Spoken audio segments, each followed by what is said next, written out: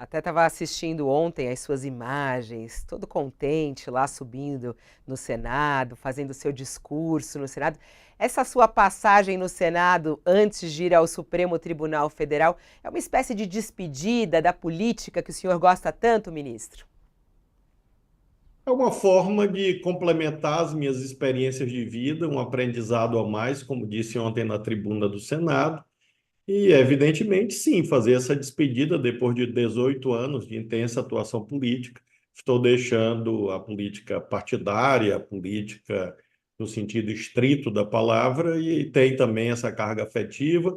Tenho procurado trazer bons debates. Ontem falei sobre segurança pública, hoje vou à tribuna falar exatamente sobre o Supremo Tribunal Federal, que é um dos temas hoje mais em evidência na pauta política institucional no Brasil. Ministro, Ministro, eu quero eu aproveitar essa até queria sua saber, ele vai falar do que do Supremo, preocupação hein? com. Deixa só ele falar o que que ele vai falar, que ele falou que hoje vai falar do Supremo. Eu fiquei curiosa. O que que ele vai falar do Supremo na tribuna do Senado hoje, ministro?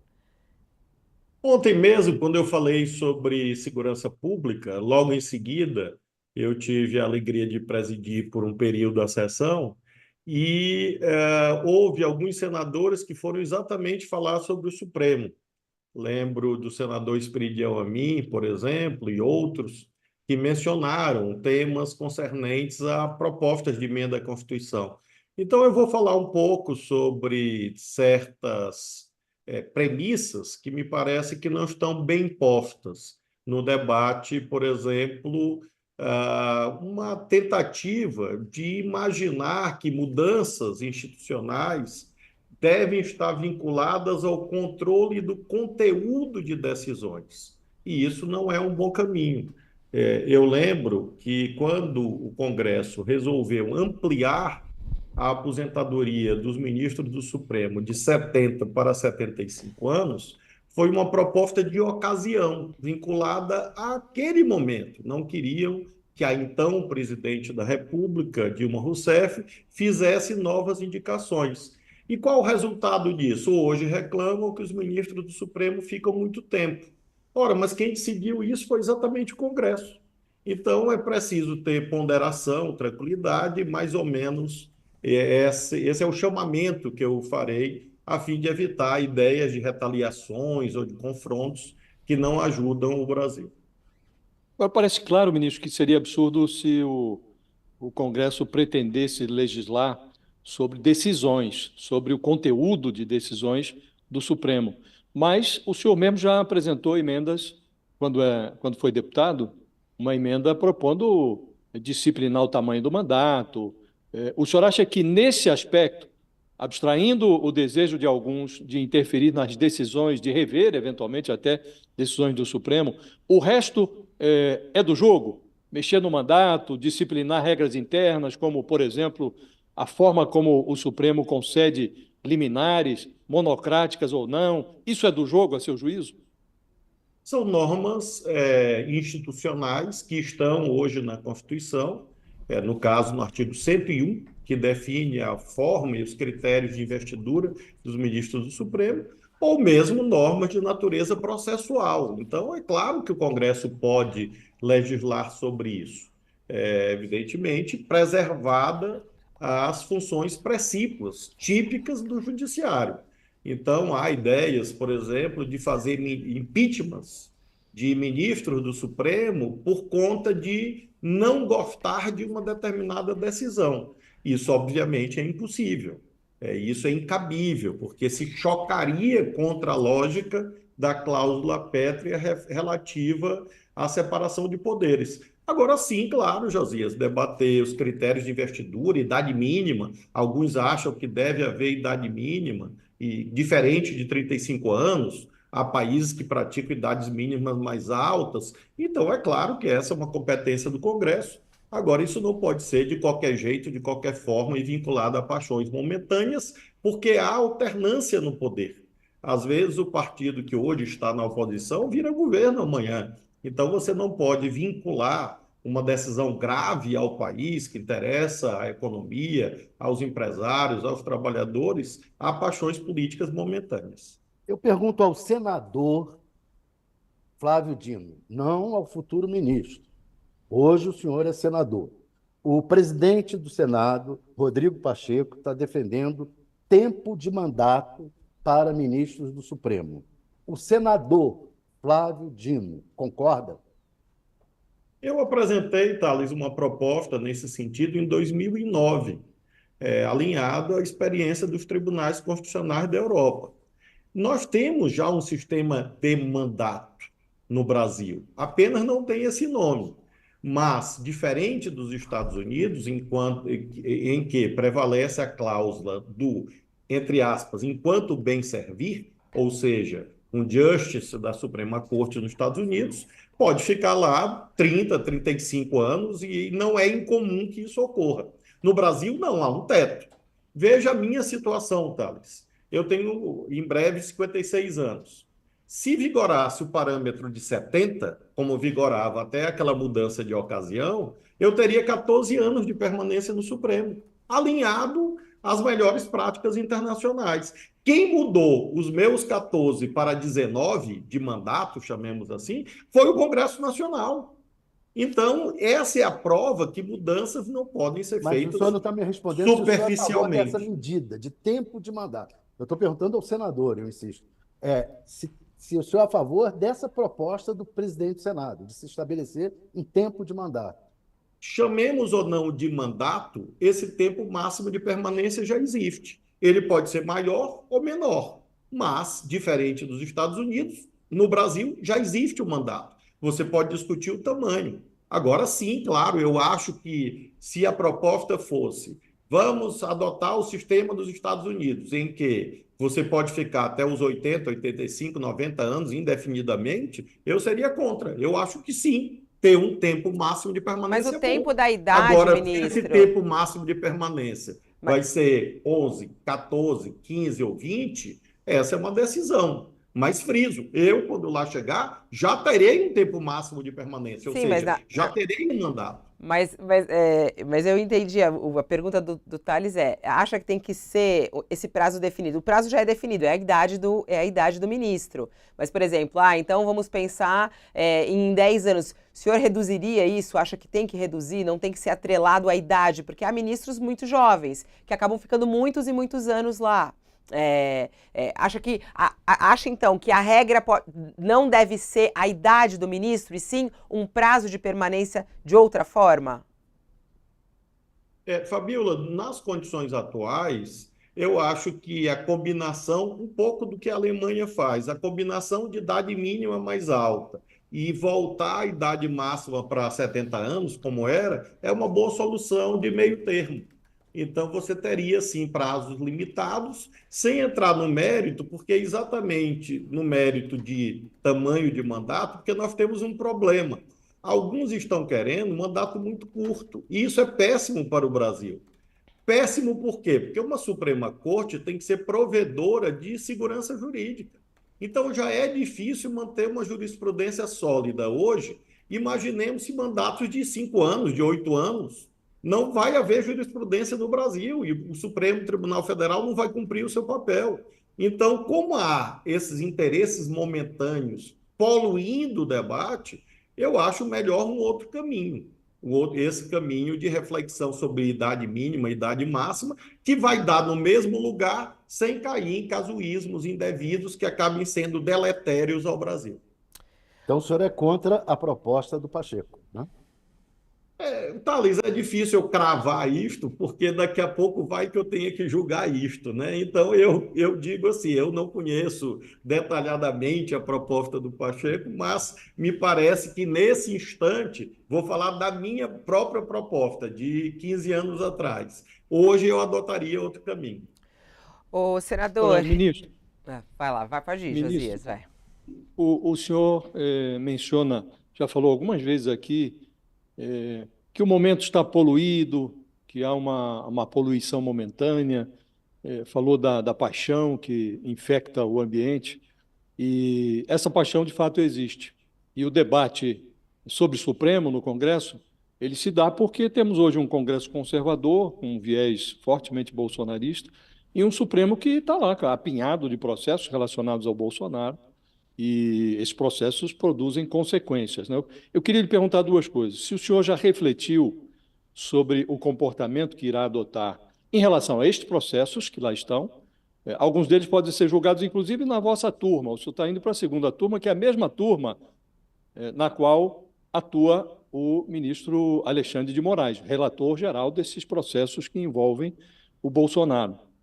Pergunto se o senhor já decidiu como agirá, se dará por suspeito, se vai julgar os processos relacionados ao Bolsonaro, e se o senhor acha que o Supremo está exorbitando, como dizem os adeptos do bolsonarismo. Agora mesmo foram tomadas providências, determinadas batidas de busca e apreensão nos domicílios de dois parlamentares, o Carlos Jordi e o Alexandre Ramagem, e o bolsonarismo alega que isso é uma usurpação, está se invadindo um outro poder. O senhor acha que há invasão e o senhor já decidiu como se comportará em relação aos processos que envolvem o Bolsonaro? Josias, eu considero que o Supremo tem aplicado a Constituição e as leis votadas pelo Congresso. Veja o que aconteceu em relação à chamada imunidade parlamentar. Lembremos, você, o Thales, a Fabíola menos, mas você e o Thales lembram bastante da Constituinte. A Fabíola lembra menos porque é mais jovem, claro. E lá houve um desenho quase absoluto da imunidade parlamentar. A Constituição de 88 tinha uma imunidade parlamentar que impedia o andamento de processos criminais contra parlamentares, a não ser que as casas parlamentares autorizassem. Ora, quem acabou com esta imunidade? Foi o Supremo? Não, foi o Congresso. O Congresso Nacional Brasileiro, posteriormente, votou uma emenda constitucional e ele, Congresso, eliminou, ou relativizou, ou flexibilizou a imunidade parlamentar. Então, é a aplicação das regras constitucionais votadas pelo Congresso. Eu não posso, Josias, você sabe bem disso, antecipar pronunciamentos sobre questões pontuais, até porque, como você disse, eu irei à primeira turma em que alguns desses processos serão julgados. Posso afirmar a você que não haverá uma posição no atacado, ou seja, diferente da política, em que você discute teses e projetos abstratamente, no Supremo você deve julgar casos, julgar autos, processos. E eu vou examinar caso a caso. Então, eu não conheço ainda o acervo existente, porque ainda não cheguei lá, mas quando olhar o acervo, vou olhar com toda isenção e sempre muita serenidade, porque eu não me considero, hoje, nesse trânsito, uma pessoa diferente de todos os outros que lá já chegaram. Eu acho muito curiosa, mas há certas essa diferenças, né? inquietação, porque, veja, todos que chegam lá chegam com alguma experiência pregressa. Por exemplo, advogados de bancos devem ficar impedidos a julgar casos de bancos? Advogados do agronegócio devem ficar impedidos de julgar casos do agronegócio? Católicos devem ficar impedidos de julgar casos que envolvam a religião católica? Então, todos que lá chegam, em qualquer tribunal constitucional do mundo, chegam com uma experiência pregressa. E não é essa experiência anterior que define as regras processuais. O senhor tem certas características, ministro, que daí ao interesse, né? Mas o senhor aqui dá uma baliza, né? O advogado de banco não pode se considerar impedido de julgar processos envolvendo bancos, assim também com advogados do agronegócio em relação a processos relacionados a agronegócio. Agora, o senhor foi ministro da Justiça até bem pouco, portanto, superior e hierárquico da Polícia Federal, que é quem conduz as investigações todas que envolvem, que são estreladas, protagonizadas pelo Bolsonaro. Então, posso entender que, em tese, evidentemente, não quero a sua posição sobre processos específicos, mas estou entendendo que, pelo seu raciocínio, em tese, as circunstâncias não o impedem de julgar processos que envolvam Bolsonaro. É isso. Abstratamente, claro que não, porque se houvesse isso, haveria em relação a outros juízes que lá estão, outros ministros que lá estão. Então, não há impedimento ou suspeição a priorística e genérica. Isso é aferido caso a caso. Veja, se houver um caso em que eu já emiti posição, juízo de valor definitivo, É claro que eu gerei um pré-julgamento. Mas se houver casos em que não examinei aquela situação específica, de onde nasceria o impedimento ou a suspeição? Veja que, apesar de ser superior, ter sido superior administrativo da Polícia Federal, não há hierarquia técnica, ou seja, eu jamais disse a um delegado, qualquer que seja ele, faça ou deixe de fazer determinada coisa, porque isso não cabe ao ministro da Justiça, e sim ao Ministério Público e ao Mas Judiciário. mas o senhor já emitiu um sem número de opiniões a respeito do 8 de janeiro, do que ocorreu na sede dos três poderes. Por esse raciocínio, o senhor poderia ser, alguém poderia arguir a sua suspeição, não, mas ele já é flagrantemente contra o que ali se deu e acha que o que se cometeu ali foi crime. Então, por esse raciocínio, o senhor poderia, eventualmente, há lá um sem número de processos ainda pendentes de julgamento, alguns envolvendo os mais graduados, militares, o próprio Bolsonaro, isso nem chegou ainda ao plenário. Neste caso específico, o fato do senhor ter emitido opiniões o transformariam num ministro suspeito para julgar os processos?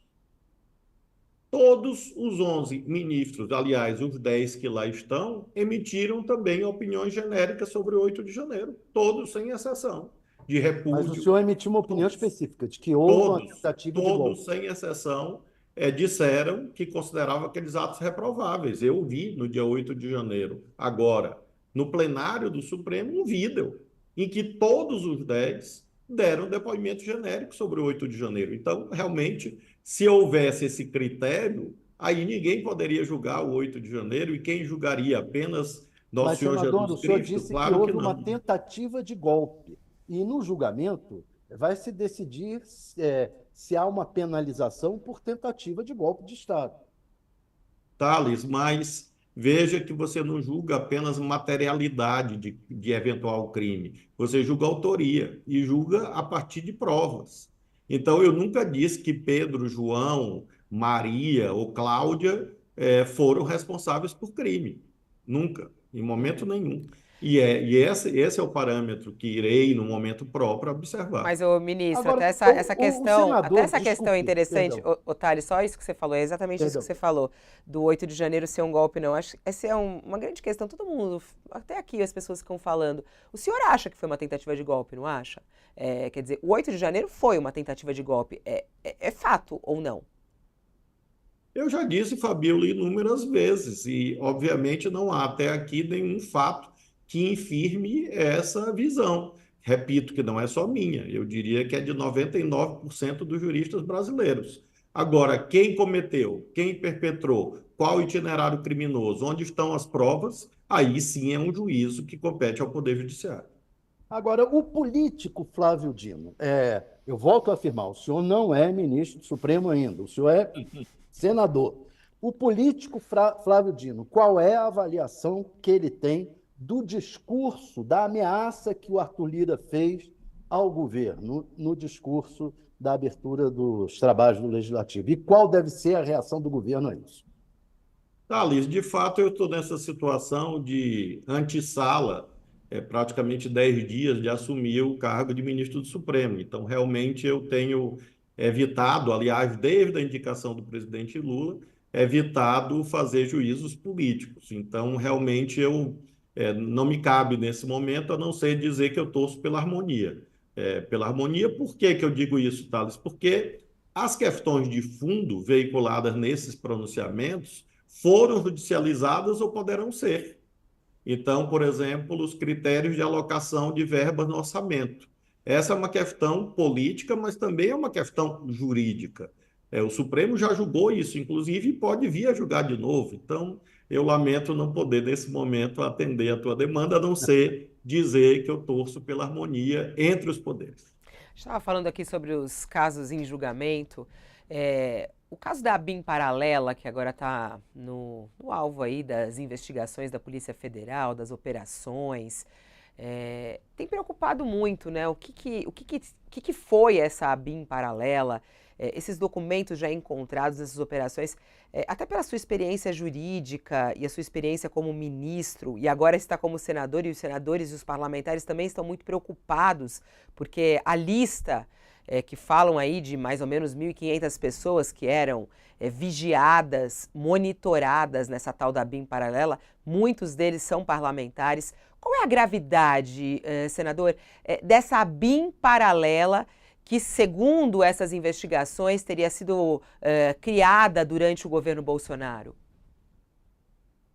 A atividade de inteligência no mundo inteiro tem uma certa margem de discricionariedade, mas isso não é absoluto, ou seja, há controles. Nos Estados Unidos, o mesmo, há um tribunal encarregado exclusivamente de analisar questões que envolvam segurança nacional, inteligência. No Brasil, optou-se pelo controle político, pelo controle parlamentar. Existe uma comissão mista no Congresso Nacional que controla as ações de inteligência. Ontem mesmo, um dos integrantes dessa comissão disse que a citada comissão já requereu, e por intermédio, acho que do próprio presidente Rodrigo Pacheco, ao relator Alexandre de Moraes, essa lista.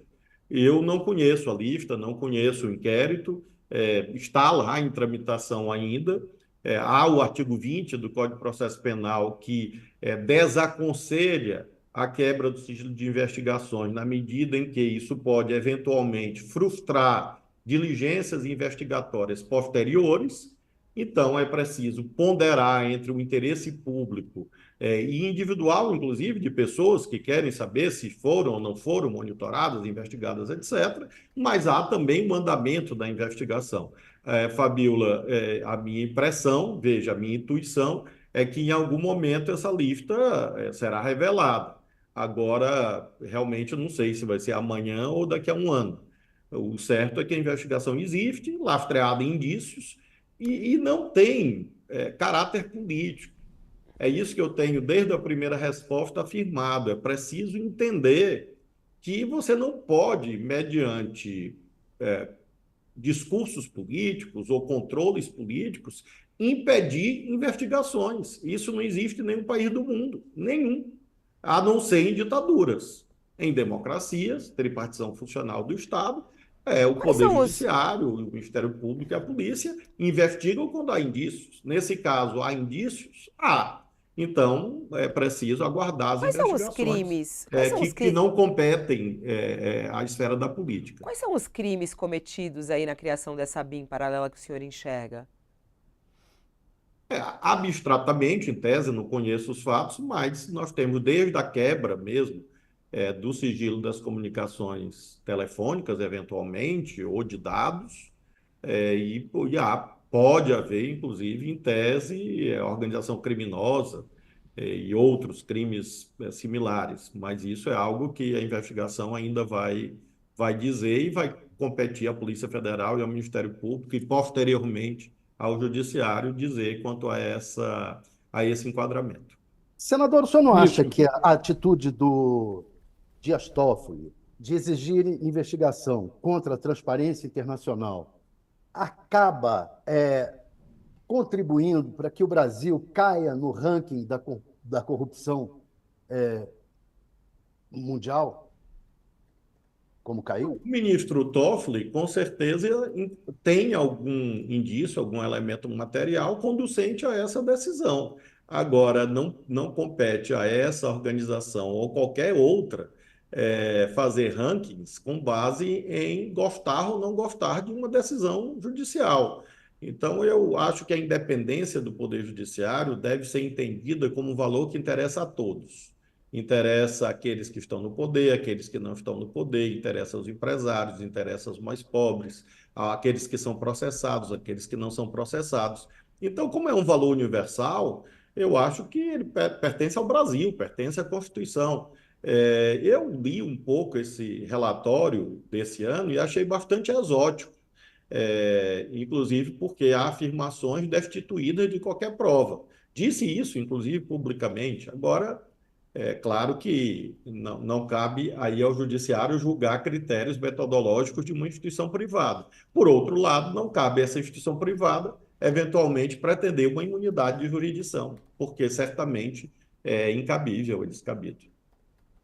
ministro, as perversões cometidas no âmbito da Lava Jato levaram a anulações em série de condenações de pessoas físicas, entre elas o próprio presidente Lula. Isto é parte da história. Discute-se agora, ou testemunha-se agora, um segundo capítulo dessa história.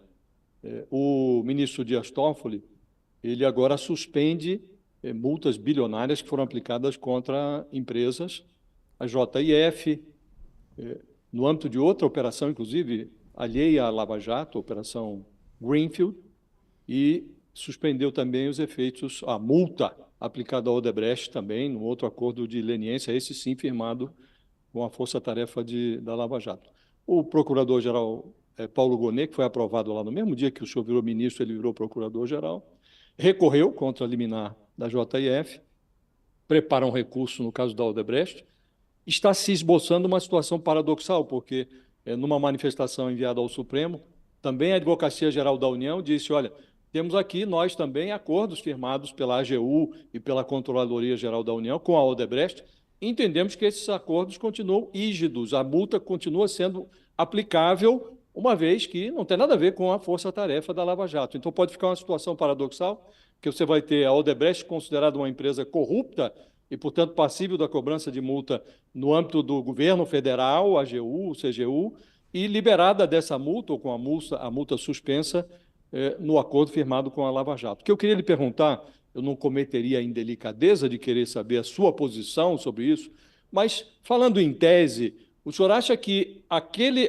aquelas perversões praticadas pela Lava Jato, elas se aplicam às pessoas físicas, já ficou claro, várias condenações foram anuladas, mas elas também se aplicam às pessoas jurídicas que confessaram seus crimes e que assinaram acordos de leniência, eventualmente já devolveram parte do dinheiro, pagaram parte da multa. O senhor acha que é razoável que também se aplique às empresas o mesmo critério que foi utilizado para as pessoas físicas? Josias, você mesmo menciona a existência de um possível recurso e provavelmente, dado o tempo de tramitação, quando esse recurso for apreciado, eu lá estarei. Então, é muito difícil, de fato, examinar essa situação. Apenas observo, primeiro, a decisão do ministro Toffoli está fundamentada, motivada, não tem nada de irregular processualmente. Essa decisão monocrática é cabível, à luz dos códigos de processo e do próprio regimento interno, mas é uma decisão provisória, exatamente porque ela é submetida posteriormente a órgão colegiado ou cabe recurso.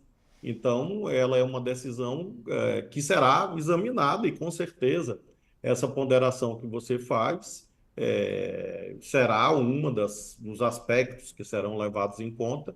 Como mencionei há pouco, um dos valores que preside o funcionamento do Supremo deve ser a busca da segurança jurídica. Então, o julgamento colegiado é que diz a posição definitiva. Eu acho que é cedo para dizer que há tal ou qual anomalia num sentido ou no outro, exatamente porque é uma decisão cautelar, provisória, e haverá ainda recurso e exame pelo plenário. Perguntando de outra maneira, ministro, o senhor acha que aquela tese do fruto podre que contamina toda a árvore, aqui neste caso, que se verificou nas condenações aplicadas pela Lava Jato, genericamente, as condenações a pessoas físicas, também se aplica às empresas, não? A tese do fruto apodrecido? Quando Jesus Cristo falou nesse fruto podre da árvore de má qualidade, esse princípio jurídico deriva exatamente desse mandamento bíblico, ele se referiu à árvore e não à floresta. Então é preciso olhar caso a caso e não olhar coletivamente. Eu acho que esse é o critério que deve ser levado em conta. Agora, realmente, tem que olhar caso a caso. Eu não conheço os autos, eu não posso realmente, Josias, emitir uma opinião. Se eu fosse apenas senador e advogado e professor, claro que o faria, mas nesse momento, levando em conta que é uma matéria que está no Supremo e que irá ao órgão colegiado e provavelmente eu participarei desse julgamento, realmente eu não posso adiantar. O senhor vai ao julgamento com com esse olhar de tentar preservar a floresta. É isso que eu estou entendendo. Olhar caso a caso. Eu acho que o Supremo, um juiz, eu fui juiz 12 anos, diferente do político, ele deve sempre olhar o caso específico. Você não deve julgar com base em juízos políticos, ideológicos e genéricos, e sim no caso concreto, na prova, nos fatos. Portanto, eu imagino isso, é sempre olhar cada árvore de per si e não olhar como se fosse uma Senador, floresta que você está julgando. senador, o senhor foi ministro da Justiça e a prioridade do governo Lula agora, e para o novo ministro da Justiça, e já era colocada no seu tempo, é a questão da segurança, né? Então eu pergunto ao futuro ministro do Supremo, o que pode o Supremo fazer para, e o senhor já deve ter refletido sobre isso, até como ministro da Justiça, deve ter colocado questões, deve ter. O que pode o Supremo fazer para melhorar, minorar o problema da segurança no Brasil, que já está chegando a um nível insuportável? Há um debate legislativo, sem dúvida, de grande importância. Eu mesmo vou amanhã apresentar um projeto de lei sobre requisitos de prisão preventiva, de audiência de custódia, que estão imbricados, tentando dar mais clareza nesses critérios. Há um debate judiciário, não há dúvida, na jurisprudência, e, sobretudo, no tema da velocidade, da celeridade.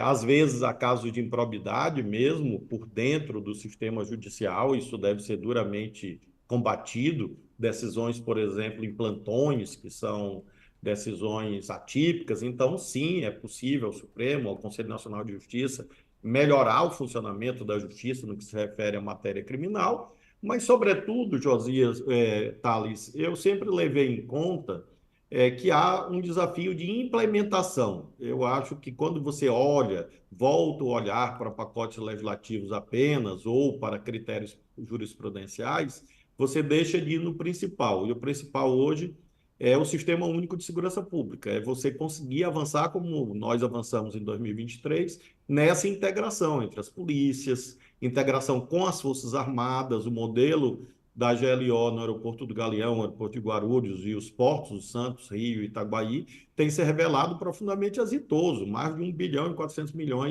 de reais de bens ilegais apreendidos, drogas e mercadorias, enfim. Quando você integra, quando você compartilha num país continental, você melhora o funcionamento de todos. Veja que na fronteira hoje do Paraná, do Mato Grosso do Sul e do Mato Grosso, o Exército mobiliza todos os dias 1.300 homens e mulheres. Ora, a Polícia Federal não dispõe desse contingente, porque há 12, 13 mil policiais federais para todo o Brasil. São 16 mil, quase 17 mil quilômetros de fronteira terrestre, mais 8 mil quilômetros de limite com o mar, com o Oceano Atlântico. Então, veja se a Polícia Federal sozinha vai dar conta disso. Então, quando você integra, você melhora. Eu, Thales, me incomodo muito com diagnósticos mal feitos, porque assim como na medicina, eles conduzem a uma terapêutica equivocada. Então, eu prefiro, Pois é, nesse o momento, Senado vai agora reafirmar o votar, diagnóstico o que o Senado vai desafio é agora votar administrativo. as saidinhas. Talvez até pegue o senhor ainda lá. Vai para plenário agora, foi aprovado já em comissão e vai ser votado agora as saidinhas. Qual é a sua posição sobre isso? Houve uma mudança no texto que foi votado na Comissão de Segurança Pública. Houve uma emenda. E eu não vi ainda o texto final porque ele não foi divulgado ainda, deve ser divulgado hoje. De todo modo, Thales, certamente eu não irei votar nesse projeto, porque ele será judicializado. Fatalmente, inevitavelmente, será objeto de uma ação do Supremo.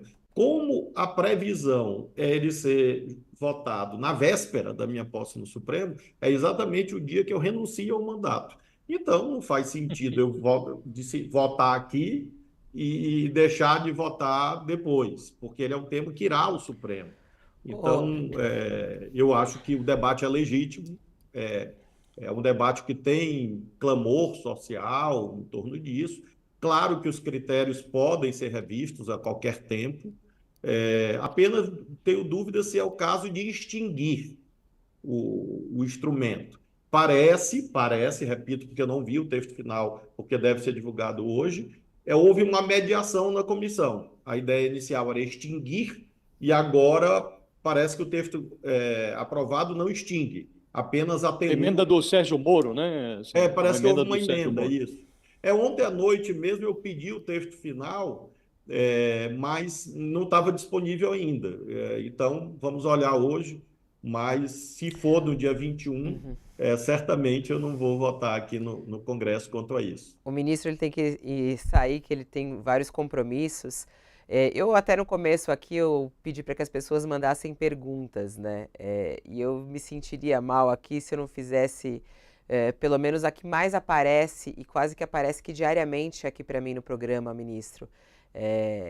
Perguntam muito, a gente já falou aqui sobre alguns episódios, o 8 de janeiro, falamos sobre a BIM paralela, o senhor durante toda a sua gestão diante ali do Ministério da Justiça acompanhou o caso das joias, casos que envolvem Jair Bolsonaro, e muita gente pergunta, ele vai responder pelos crimes que ele cometeu?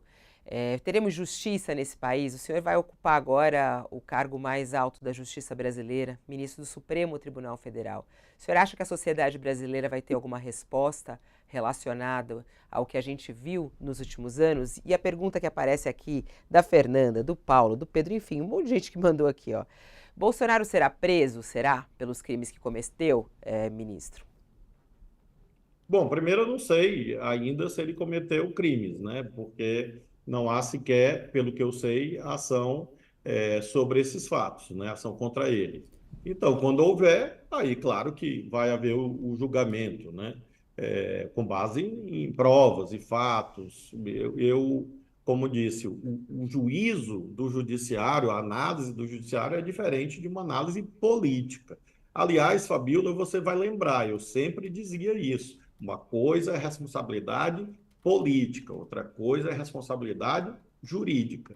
Dizia isso há um ano atrás. Então, continuo a dizer dessa forma. Agora, quanto ao meu empenho, total, no sentido de que, de modo universal, não me refiro a um determinado caso, haja uma boa aplicação da lei. O Brasil precisa disso, há um clamor mesmo, as pesquisas de opinião pública mostram. E ontem, na tribuna do Senado, eu disse isso. Há um tema vertebral, nodal no Brasil hoje, que é o tema da segurança pública e da boa aplicação da lei. Nós temos a pauta econômica que continua a atrair muita atenção do noticiário, mas no dia a dia do cidadão, das famílias, nos locais de trabalho, essas pautas relativas à aplicação da lei, da segurança pública, hoje estão em primeiro lugar. Então, evidentemente, eu levo comigo esse insumo, essa compreensão quanto à primazia desse debate. Fabíola, a pergunta serve para sublinhar um aspecto que frisei. Só é possível o alcance desse coeficiente mais alto de justiça, preservando o sistema da tripartição funcional do Estado. Por isso que eu sou contra ideias de emparedamentos, de retaliações ou de tentativas de eliminar a independência do sistema de justiça, porque isso seria péssimo, seria um retrocesso. Nós já vivemos isso no Brasil.